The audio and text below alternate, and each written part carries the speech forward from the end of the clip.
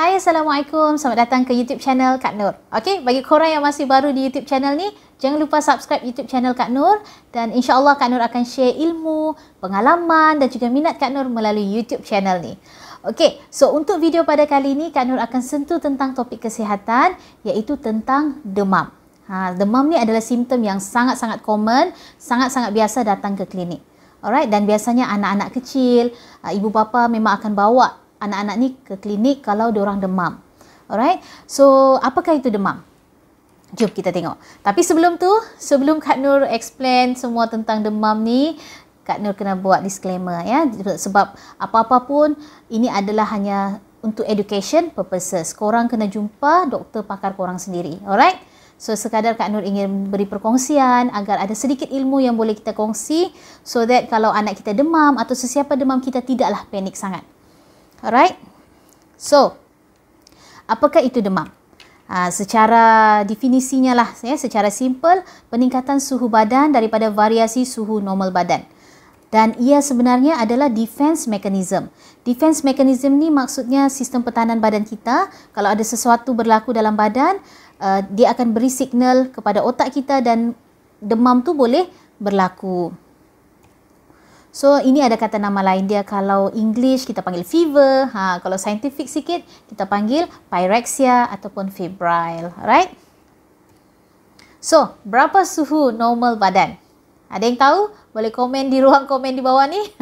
Okay. So, sebenarnya banyak sangat range normal. Tapi yang Kak Nur dapat adalah purata suhu normal di antara 36.5 degree Celsius hingga 37.5 degree Celsius. Purata dia 37 lah.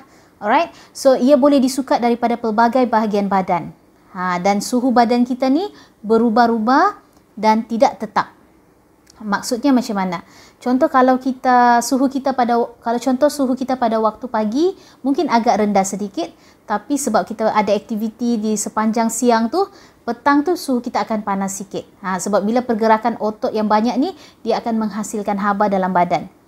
Dan contoh lagi, kalau kita bersenam, suhu badan kita akan tinggi sedikit. Dan juga ketika kita menses, kalau perempuan ketika haid pun ada perubahan suhu sedikit pada kitaran menses tu lah, kitaran haid tu. Demam ni dia banyak tempat bacaan dia ya. So biasanya kalau standard sebenarnya rectal sebab dia dapat core temperature badan kita. Dan biasanya kalau suhu tu demam kita katakan lebih 38 degree Celsius. Kalau melalui mulut, oral, dia lebih 37.5. So sekarang ni ada juga melalui kita punya temporal area dekat dahi ataupun dekat ketiak ataupun dekat telinga, tympanic membrane. So ada juga satu term kita panggil pyrexia unknown origin ataupun PUO. Ini adalah demam yang dikatakan melebihi 38.3 degree Celsius dan ia berlaku lebih 3 minggu. Okey, selepas siasatan tu pun kita masih tidak tahu apakah punca demam tu. Ini based on American Family Physician. Alright? So itu secara ringkas tentang normal suhu demam. Okey. Okey, dalam badan kita ni kita kena tahu suhu kita ni dikawal oleh satu pusat refleks kawalan suhu atau dipanggil sebagai thermoregulatory reflex center. Dia terletak di otak. Iaitu kita panggil hypothalamus. Dalam otak ni dia terdapat satu set point suhu di mana ia sekitar 37 degree Celsius. Suhu badan manusia dengan otak dia kena selari. Perlu selari. Contoh dia badan kita berubah sikit suhu, then adalah mekanisme yang berlaku untuk selarikan bacaan suhu di badan dan juga otak kita di hypothalamus. Okey, Kak Nur bagi contoh.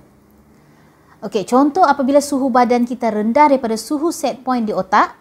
Okay, suhu badan rendah, maksudnya kita tengah sejuk. So, dia akan mengaktifkan mekanisme penghasilan haba dalam badan. That's why kita akan mula menggigil. Menggigil ya. Sebab aktiviti pergerakan otot ni dia akan meningkatkan penghasilan haba dalam badan. Dan pada mulanya juga kita akan nampak pucat, lepas tu sejuk jari kaki dan tangan. Kenapa? Sebab masa ni saluran darah kapilari di kulit akan mengecut untuk mengelak haba keluar daripada badan. Dan keadaan kita ni akan kembali normal apabila suhu badan kita ni dia capai suhu set point yang telah ditetapkan di otak. Kalau kita panas pula, contohnya Maksudnya bila kita panas, suhu badan kita ni tinggi, lebih tinggi daripada suhu set point di otak. So, mekanisme penurunan haba akan diaktifkan dalam badan. So, that's why kita akan mula berpeluh-peluh. Kenapa? Supaya haba dapat dikeluarkan daripada badan melalui perpeluhan. Dan juga kalau kita perasan, bila kita panas, nampak kulit kita kemerahan.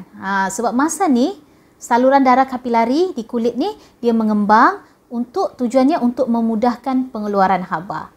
Sebab itu, kita akan nampak tu kalau orang, contoh kalau bersenam, suhu kita akan panas, that's why kita akan merah-merah sikit di pipi, berpeluh-peluh, sebab masa tu kita cuba mengeluarkan haba daripada badan.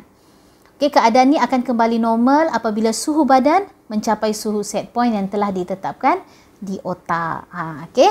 So, ini adalah mekanisme atau fisiologi normal dalam badan bila ada perubahan suhu lah dalam badan ni, ya. Okay, kalau demam pula, macam mana dia berlaku? Okay, kalau kita demam ni dia berlaku bila ada satu bahan kimia dalam badan kita atau kita panggil sebagai pyrogen.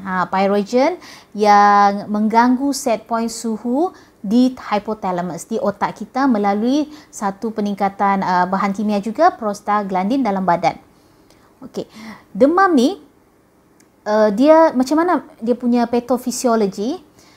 Pyrogen dia akan meningkatkan penghasilan prostaglandin yang akan mengubah set point suhu di otak kita. Ini adalah dia punya patofisiologi ataupun mekanisme dia. Dan set point ni mungkin dia akan ditingkatkan ke maksima, contoh 41 degree Celsius. Sebab biasanya normal 37.